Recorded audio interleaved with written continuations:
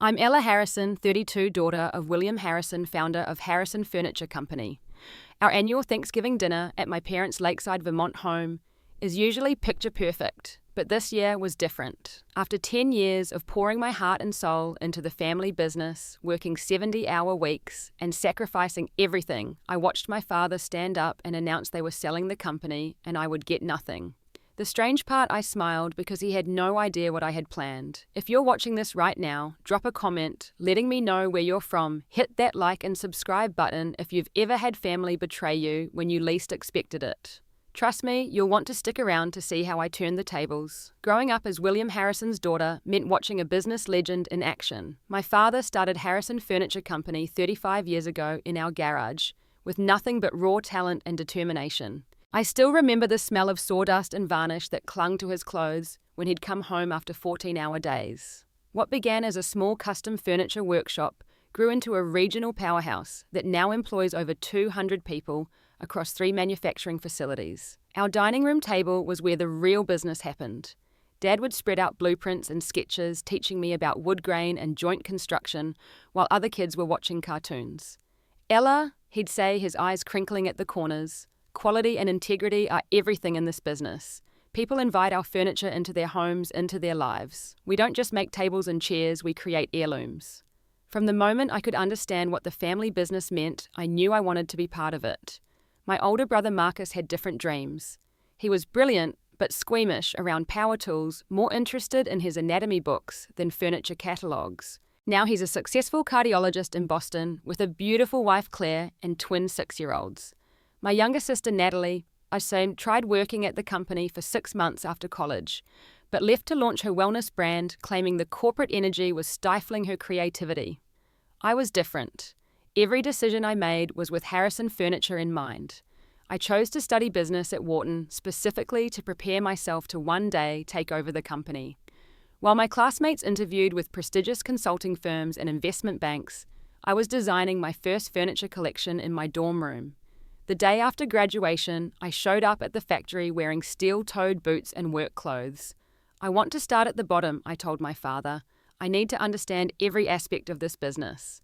He looked surprised but pleased. That's exactly what I hoped you'd say, Ella. For the first 2 years, I rotated through every department, working the assembly line, helping in shipping and receiving, shadowing the purchasing manager. My hands grew calloused, and I earned the respect of the workers, who'd initially viewed me as the boss's pampered daughter. By year 3, I was managing our smallest production facility. By year 5, I'd increased efficiency by 23% and introduced 2 new product lines that became bestsellers. "You've got the Harrison touch," my father would boast at company meetings. "The future of this company is in good hands." Everything changed when my mother died 8 years ago. Cancer took her quickly, leaving a massive void in our family. Dad retreated into himself, becoming more focused on work than ever. For a while, it was just the 2 of us running the company side by side, grief bringing us even closer. Then Victoria appeared. She walked into our flagship showroom 5 years ago, looking for furniture for her condo, and walked out with an invitation to dinner from my father. 15 years his junior, with a sleek blonde bob and always perfect makeup, Victoria had worked as an executive in luxury retail. She and Dad married after a whirlwind 6-month courtship. I tried to be happy for him. After watching him grieve, my mother seeing him smile again should have been a relief. But something about Victoria never felt right. Her interest in the business seemed to come out of nowhere. "I think the Harrison brand could be so much more elevated." She'd say, examining our best-selling dining set with a slight wrinkle of her nose. "This is nice, but it's so mainstream. Luxury customers want exclusivity." My father, who had built his reputation on creating beautiful, durable furniture for middle-class American homes, began to nod along with her assessments. Suddenly, our design meetings included discussions of limited edition collections with price points that would exclude the very customers who had built our business.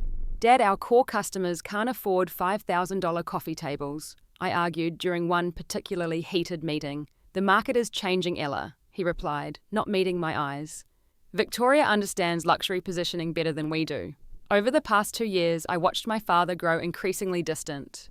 The man who used to call me 3 times a day to discuss business ideas now routed all communication through his assistant.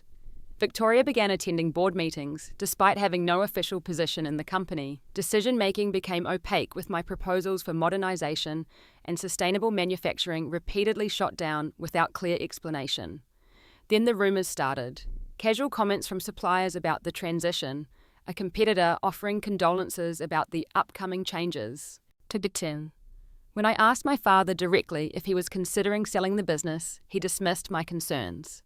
"You worry too much, Ella. Focus on your department and let me handle the big picture." But the signs were unmistakable.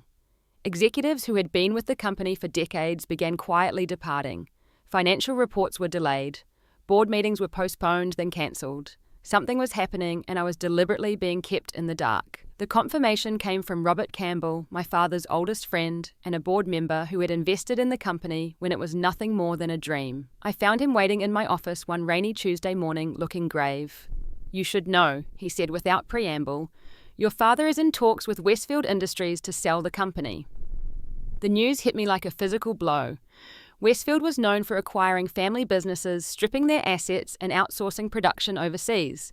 Everything my father had built, everything we had built together, would be dismantled for quick profit. Does he understand what they'll do to the company? I asked, struggling to keep my voice steady. Robert sighed, the weight of his 70 years evident in the slump of his shoulders. "I think Victoria has convinced him this is the right move. The offer is substantial and..." He hesitated. And from what I can gather, they've structured the deal to specifically exclude you from any meaningful role going forward. In that moment, I felt something break and reform inside me. The betrayal burned, but beyond the hurt was clarity. If my father wouldn't protect his legacy, our family's legacy, and the livelihoods of hundreds of employees, then I would have to do it myself.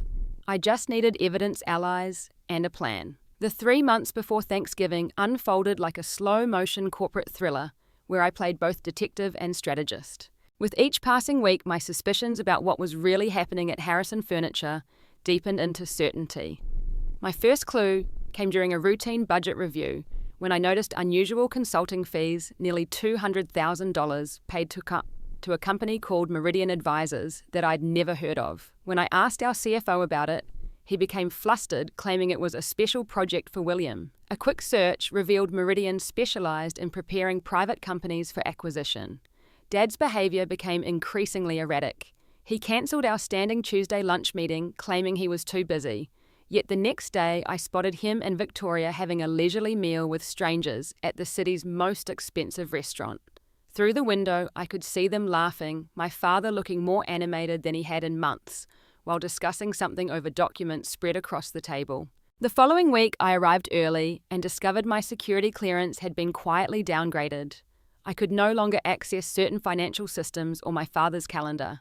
When I confronted the IT director, he avoided eye contact. "Orders from above, Ella. I'm sorry." Anger and hurt crystallized into determination. If I was being shut out, I needed to find another way in. I called the one person I knew would have my back. My brother's wife, Claire, who had worked as a corporate attorney before becoming a full-time mum. "This doesn't sound right, Ella," she said, after I explained the situation over coffee in her kitchen, the twins napping upstairs. "If they're preparing to sell without proper board disclosure or shareholder approval, there could be serious legal issues, especially if there are financial irregularities. How do I find out for sure what's happening?" Claire thought for a moment. "You need 2 things: access to the right documents and someone who knows what to look for in them." That night, I called Jonathan Pierce, a lawyer who specialized in corporate governance. His reputation for absolute discretion made him the perfect ally. After signing mountains of confidentiality agreements, I explained my suspicions. I need to know if what they're doing is legal, and if not, how to stop it. Jonathan's expression remained neutral, but his eyes sharpened with interest. "I'll need information. Board minutes, financial records, emails about the potential sale. Can you get those up here?" "Not officially. Not anymore." "Then unofficially." He slid his card across the table. "I have someone who might be able to help." This someone turned out to be Michael Reeves, a forensic accountant and former SEC investigator, who now worked as a private financial investigator. Mild-mannered with wire-rimmed glasses, he looked more like a high school math teacher than someone who uncovered corporate fraud. "Most people leave digital fingerprints everywhere," he explained during our first meeting in Jonathan's office. They don't realize how many systems keep logs, how many records leave trails. If there's something to find, I'll find it. While Michael worked his magic from the outside, I became a model employee. I arrived early, left late, and never questioned the increasing isolation. Instead, I used my deep knowledge of the company's operations to create backdoors where I could.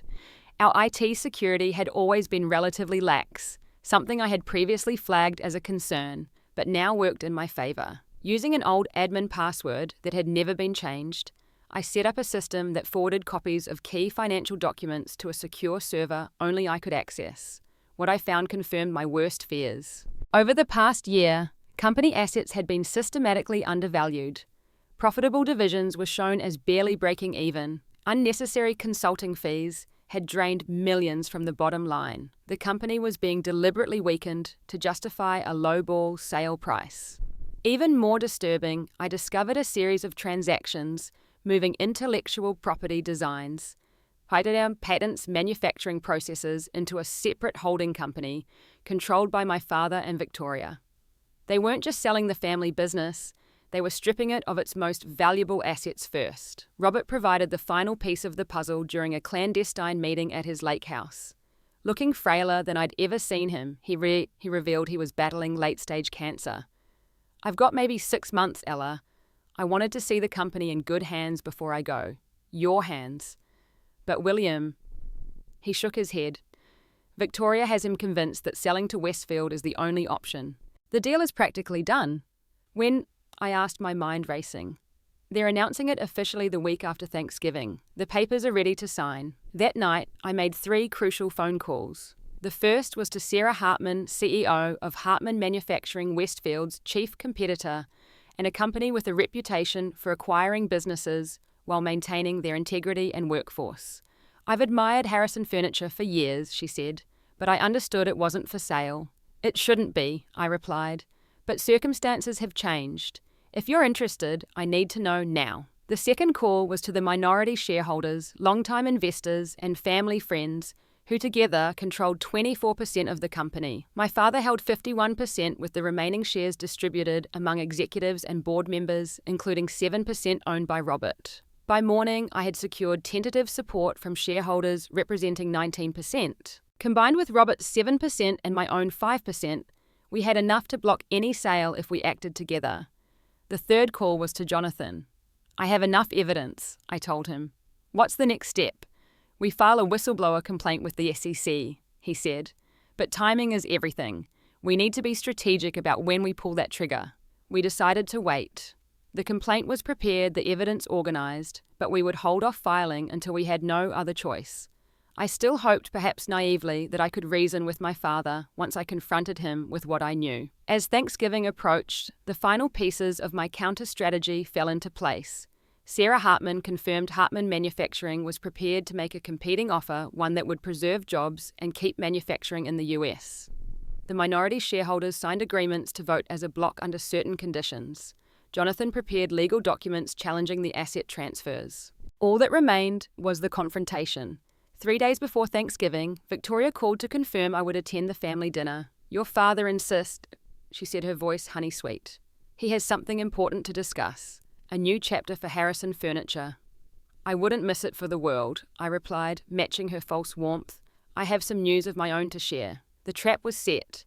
The only question was whether I had the courage to spring it on my own father. Thanksgiving Day arrived with picture-perfect New England weather, crisp air, clear blue skies, and the last of the fall colours clinging stubbornly to the trees surrounding my parents' lake house. I parked my modest Toyota between Marcus's Tesla and Natalie's Range Rover, taking a moment to prepare myself for what was coming. "This is about saving the company," I reminded my reflection in the rearview mirror, "about protecting the people who depend on it." The lake house had been my father's first major purchase after the business became profitable. A sprawling cedar and glass structure with panoramic views of the water, it had been my mother's pride and joy. She decorated it with my father's finest furniture designs, creating a showplace that was somehow still warm and inviting. Since Victoria's arrival, the interior had been gradually transformed, my mother's carefully chosen pieces replaced with sleeker, more contemporary items. Family photos exchanged for abstract art. Even the smell was different, the familiar scent of wood polish and my mother's favourite cinnamon candles replaced by some expensive designer fragrance. Victoria opened the door before I could knock immaculate in a cashmere sweater dress that probably cost more than most of our employees made in a month. Ella, finally. Everyone's already here. Her smile didn't reach her eyes. Your father was beginning to worry. I checked my watch. I'm 10 minutes early. Well, you know how he is about punctuality. She ear-kissed my cheek and whisked away my coat. We have some special guests I'm just dying for you to meet. The great room was filled with people, some familiar, others not. Marcus stood by the fireplace deep in conversation with our father. His wife Claire was helping their twins build a block tower on the thick carpet. Natalie was documenting the artfully arranged charcuterie board for her Instagram, her boyfriend of the month hovering nearby. What caught my attention were the 3 men in expensive suits clustered near the window, drinks in hand, surveying the room like they were conducting an inventory. Thomas Westfield and his associates, Victoria murmured following my gaze. They're joining us for dinner. Isn't that lovely? So this was how it would happen. My father planned to announce the sale of our family legacy over turkey and cranberry sauce, with the buyers present to witness my humiliation. The calculated cruelty of it stole my breath. I pasted on a smile. How thoughtful of you to include them in our family celebration. Marcus spotted me and broke away from our father, concern evident in his expression. He pulled me into a tight hug. You okay? He whispered. You look like you're about to face a firing squad. Just bracing for impact, I replied quietly. Is Dad saying anything about why the Westfield people are here? Just that they're important business associates. But Ella, he hesitated, lowering his voice further. Claire's been looking into what you told us. She says it doesn't look good. I squeezed his arm gratefully. Thanks for believing me. You're my sister, and you know this business better than anyone. His gaze drifted toward our father. I just can't understand why he would do this. Before I could respond, Maria, our family's longtime housekeeper, appeared at my elbow with a tray of drinks. She'd been with us since I was a child and had remained fiercely loyal after my mother's death, despite Victoria's numerous attempts to replace her. Your usual Miss Ella? She asked, offering me a sparkling water with lime. As I took the glass, she leaned closer, her voice barely audible. Be careful, Mija. They were in your father's office for hours yesterday. Papers everywhere. Your name, I heard them say it many times, never kindly. I nodded almost imperceptibly. Thank you, Maria. Our father finally acknowledged my presence, raising his glass in my direction, but making no move to come greet me. At 65, William Harrison still cut an impressive figure, tall and distinguished, with silver hair and the weathered hands of a craftsman despite years of executive work. Today, however, he looked tense, a muscle jumping in his jaw as he forced a smile. The Westfield contingent watched our interaction with undisguised interest. Thomas Westfield himself, a shark in human form, according to industry rumours, offered me a predatory smile when our eyes met. I raised my glass slightly in acknowledgement, my other hand tightening around the phone in my pocket, ready to send a single text that would set everything in motion if necessary. Victoria's voice cut through the murmur of conversation. Shall we move to the dining room? Everything's ready. The seating arrangement was another calculated move. My father sat at the head of the table with Victoria to his right and Thomas Westfield to his left. I was relegated to the opposite end, surrounded by Westfield's associates, as far from my father as possible. The table itself was a painful irony, the first dining set my father had ever designed, handcrafted in Pikescheften, and passed down as a family heirloom. How many Thanksgiving dinners had we shared around it, laughing and planning the future of Harrison Furniture. Now it would bear witness to his betrayal. The meal progressed with excruciating slowness. Course after course of Victoria's showy cuisine appeared, each more elaborate than the last. She held court, orchestrating conversations that emphasized my father's achievements while subtly diminishing my contributions to the company. Ella has always been so dedicated to the production side, she said with a condescending smile. Such attention to detail, but William has the true vision, the big picture thinking. I focused on my food, saying little, watching the dynamics play out around me.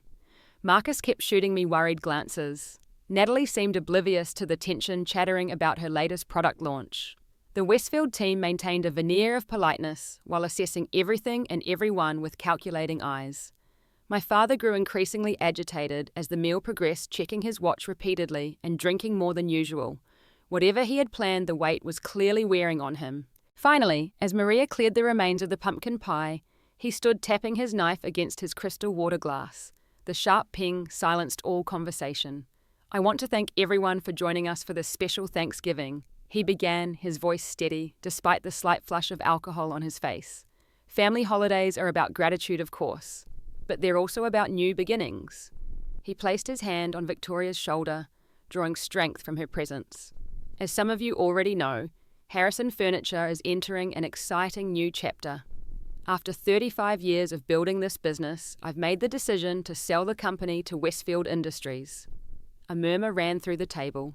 Marcus straightened in his chair, eyes widening in shock despite my warnings. Natalie stopped mid-selfie, her perfectly glossed mouth dropping open. "Thomas and his team have put together a generous offer that recognizes the value we've built," my father continued. "The deal includes retention packages for our key executives and leadership team to ensure a smooth transition." His gaze finally locked with mine, a challenge in his eyes. "Most of our leadership team, that is." The room went silent. Even the twins seemed to sense the sudden tension, abandoning their desserts to watch the adults with wide eyes. Unfortunately, not everyone has demonstrated the commitment to our vision that warrants continued involvement. My father said each word, deliberate and cutting. "Some have actively worked against the company's best interests." Marcus half rose from his chair. "Dad, what are you saying?" "I'm saying that your sister will not be part of Harrison Furniture going forward," he replied coldly. "The transition agreement specifically excludes Ella from any role at the company and any proceeds from the sale." The shock around the table was palpable. Even Thomas Westfield looked uncomfortable at the public nature of this announcement. "You're getting nothing," my father concluded, staring directly at me. "Your opposition to necessary changes, your refusal to embrace the direction Victoria and I have established, your undermining of my authority, it ends today." Everyone turned to look at me, clearly expecting tears, anger, an emotional outburst of some kind. Victoria's expression was particularly avid-hungry for my pain. Instead, I smiled. The reaction clearly unsettled my father. He had prepared for resistance, for pleading, perhaps even for threats. My calm acceptance threw him off balance. "You find this amusing, he demanded. "Not amusing," I replied, my voice steady. "Just ironic." "What's ironic about protecting my company from someone who doesn't respect my vision?" I took a sip of water, giving myself a moment to choose my words carefully. "What's ironic, Dad, is that while you've been so focused on keeping me in the dark, you missed what was happening in plain sight." Victoria's hand tightened on my father's arm. "William, perhaps this isn't the appropriate time." "No," I interrupted, rising from my chair. "This is exactly the appropriate time. You chose Thanksgiving dinner for this announcement. You invited witnesses to my humiliation, so let's finish what you started." My father's face darkened with anger. "Ella, you're making a scene." "Am I family or not?" I asked, echoing the question that had haunted me for months. "Don't do this," he muttered. "Not here." But the table fell silent when I said what no one expected. "I need to get something from the study. Then we can discuss the SEC investigation that starts tomorrow morning." The walk to my father's study felt like the longest of my life. Behind me, I could hear the eruption of confused voices, Victoria's attempts to regain control of the situation, and my father's demand for an explanation. I closed the study door, muffling the chaos, and took a moment to compose myself in the familiar surroundings. This room had remained largely untouched by Victoria's redecorating efforts, perhaps the only space in the house that still felt like my father. Dark wood bookshelves lined the walls, filled with manufacturing references, design books, and family photos. His old drafting table stood in the corner, still bearing the nicks and coffee stains from decades of use. I crossed to his desk and opened my laptop bag, removing the folder I had prepared. Inside was every piece of evidence I had gathered over the past months. Financial statements showing the asset-stripping emails between my father and Victoria, discussing how to devalue the company before the sale records of the intellectual property transfers to their private holding company, and proof of unauthorized payments. My hands shook slightly as I opened my phone and sent the text I had prepared, proceeding with plan. "File now. Jonathan would understand. The SEC whistleblower complaint would be officially submitted within minutes." Taking a deep breath, I also sent a second message to Sarah Hartman.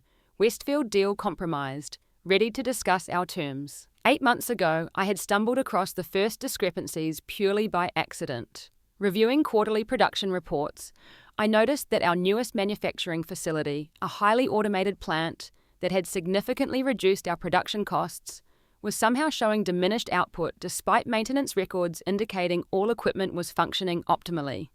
Further investigation revealed deliberate production slowdowns ordered by upper management but concealed from me. When I discovered similar patterns across other divisions, I began my methodical gathering of evidence, creating duplicate records and backup documentation that couldn't be erased. What had started as financial discrepancies revealed a more troubling picture.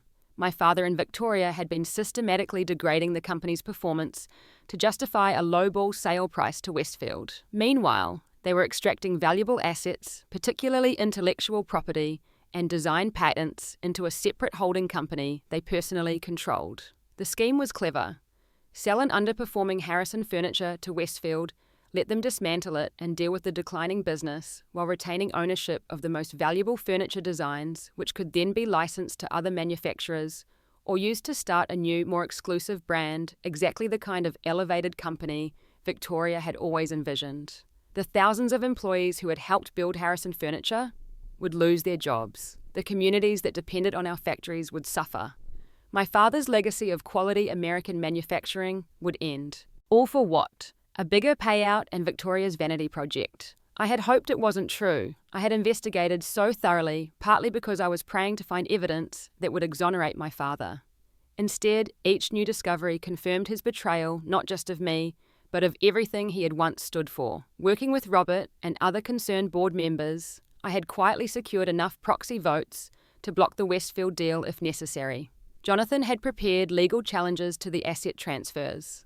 But my real breakthrough had come from Sarah Hartman. Unlike Westfield Hartman, manufacturing had a reputation for preserving the companies they acquired, maintaining jobs and operations while providing the capital needed for growth. When I approached Sarah with my concerns about Westfield's plans for Harrison Furniture, she had immediately recognized an opportunity. "We've wanted to expand into your market segment for years," she had admitted during our first secret meeting. "But we've also respected what your father built. If what you're telling me about this deal is true, we'd be interested in making a competing offer, one that would keep your factories open and your workers employed." The pieces had fallen into place over weeks of careful planning. Sarah's team had conducted due diligence based on the documentation I provided. The minority shareholders had agreed to support a Hartman deal if it protected jobs and maintained the Harrison quality standards. Robert had pledged his shares to the effort. All that remained was to expose what my father and Victoria had done and force them to confront the consequences. My phone buzzed with confirmation from Jonathan that SEC complaint was officially filed. There was no turning back now. With the folder firmly in hand, I returned to the dining room where the atmosphere had devolved into barely controlled chaos. Marcus was on his feet, gesturing angrily. Victoria was attempting to usher the Westfield team into the living room for coffee. My father remained at the head of the table, his face flushed with anger. "What the hell are you talking about, Ella?" he demanded as I entered. "What SEC investigation?" I placed the folder on the table and retook my seat.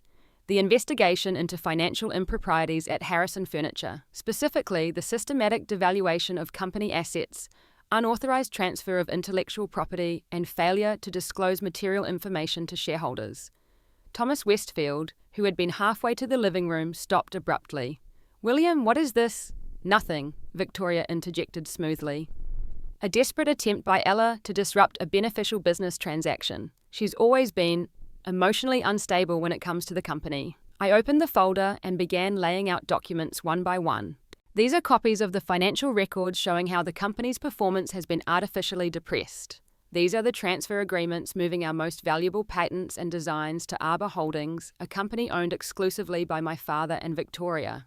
And these are the internal projections showing the real value of Harrison Furniture, approximately twice what Westfield has offered. The colour drained from my father's face as he recognized the documents.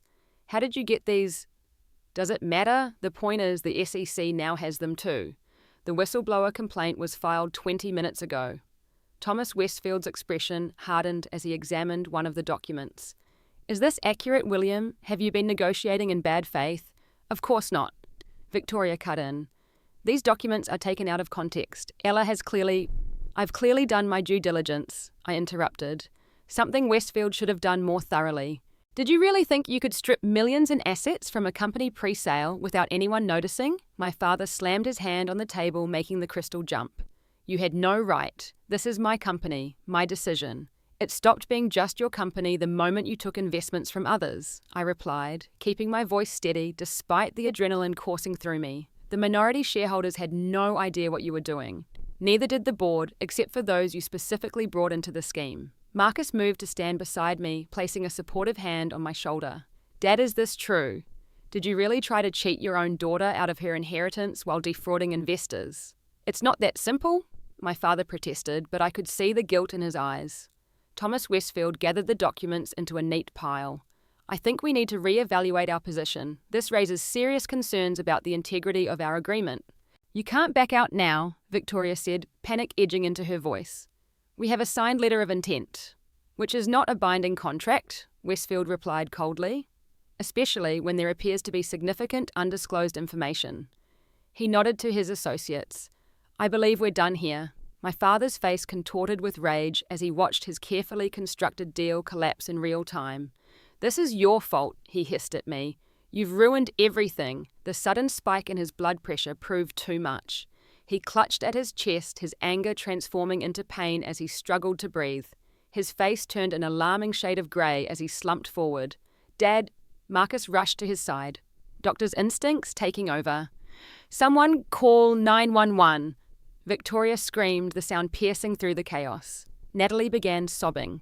The Westfield team backed toward the exit, clearly eager to distance themselves from the unfolding disaster. As Marcus loosened our father's tie and helped him to the floor, I found myself frozen torn between concern for the man who had raised me and anger at the man who had betrayed me. This wasn't how I had envisioned the confrontation ending. Nitroglycerin, my father gasped. In my study, top drawer. I ran to retrieve the medication, my mind racing. He had heart problems serious enough to keep nitroglycerin on hand, yet he'd never mentioned it to me or Marcus as far as I knew. Another secret in a relationship that had become defined by them. By the time I returned with the medication, Marcus had my father lying flat on the floor and was monitoring his pulse. It's not a full cardiac arrest, he reported as I handed him the small pill. Likely angina from stress. This should help until the ambulance arrives. Victoria hovered nearby, her perfect composure shattered. This is your fault, she spat at me, echoing my father's words. You couldn't just accept the decision. You had to fight and make a scene.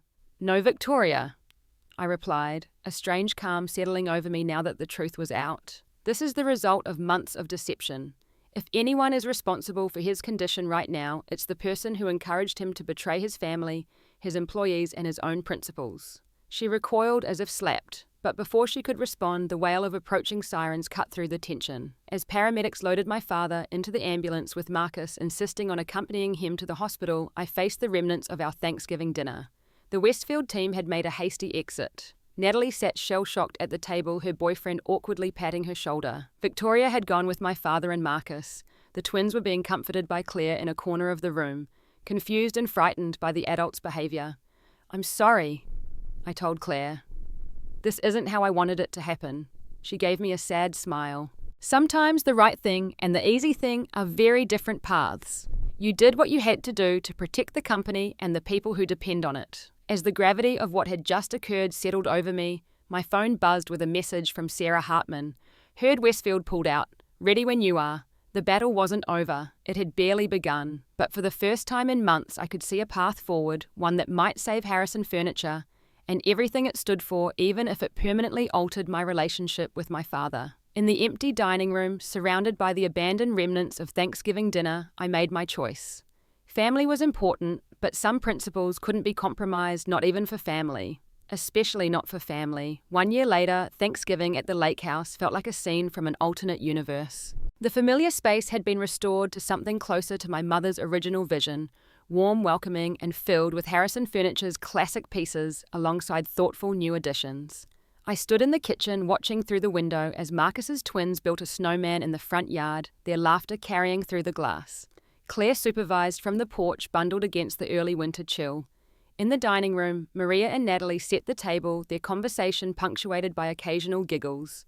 So much had changed in 12 months. The week after that disastrous Thanksgiving dinner, the fallout from my SEC whistleblower complaint had been swift and comprehensive. Investigators had descended on Harrison Furniture headquarters, seizing records and interviewing executives. The Westfield deal had officially collapsed, with Thomas Westfield himself distancing his company from any association with the scandal. My father had survived his health scare, not a heart attack thankfully, but a severe angina episode that served as a warning. The doctor had ordered reduced stress and a lighter workload, prescribing medication for a condition he had apparently been hiding for years. During his recovery, with Victoria temporarily banned from the hospital room by Marcus's medical authority, my father and I had our first honest conversation in years. "Why, Dad?" I had asked, sitting beside his hospital bed. "Why throw away everything you built, everything we built together?" He had looked older and smaller against the white sheets, the fight gone out of him. "It wasn't supposed to happen this way," he'd admitted. "The original plan was just to sell the company and retire, a clean break. But Victoria..." He trailed off. "Victoria convinced you to extract more value first," I finished for him. "To hide assets and devalue the company." He'd nodded, unable to meet my eyes. "She said everyone does it. That I deserved more after 35 years. That I was being naive. And cutting me out, was that her idea too?" The silence had stretched between us before he finally answered. "No, that was mine. You were asking too many questions, getting too close to figuring it out. I thought if you were angry about being excluded, you wouldn't look deeper into the financial arrangements." The admission had hurt more than I expected. "You were willing to destroy my career and steal my inheritance to cover up fraud. I wasn't thinking clearly," he'd said, his voice breaking. "I've made a terrible mistake, Ella. With the company, with you. I don't know if you can ever forgive me." I hadn't been ready to offer forgiveness then. I'm still not sure I am now. But in the weeks that followed, we had found a way to work together to salvage what we could from the wreckage. The SEC investigation had resulted in substantial fines, but no criminal charges, largely due to my father's cooperation and the rapid unwinding of the questionable asset transfers. Victoria's influence had ended the day the story broke in the business press. Within a month, she had filed for divorce, discovering too late that the prenuptial agreement included a morality clause that severely limited her settlement in cases of proven misconduct. With Westfield out of the picture, the path had been clear for Hartman Manufacturing to make their offer. The terms were less financially lucrative than Westfield's had been, but included guarantees to maintain American manufacturing operations and protect jobs. Most importantly, they wanted me to stay on as CEO of Harrison Furniture, which would operate as a distinct division within the Hartman family of companies. My father, chastened by his near miss with both legal consequences and mortality, had accepted a reduced role as a design consultant. His health had gradually improved, though he remained on medication and moved a little slower these days. The ownership transition had completed 6 months ago, and the results were already promising. With proper investment and my modernization plans finally implemented, Harrison Furniture was growing again. We had even opened a small new production facility in my father's hometown, bringing jobs to a community that badly needed them. Perhaps most meaningful to me personally was the employee profit-sharing program I had instituted with Sarah Hartman's blessing. The people who built our furniture would now benefit directly from the company's success, creating a level of engagement and pride in workmanship that showed in every piece we produced.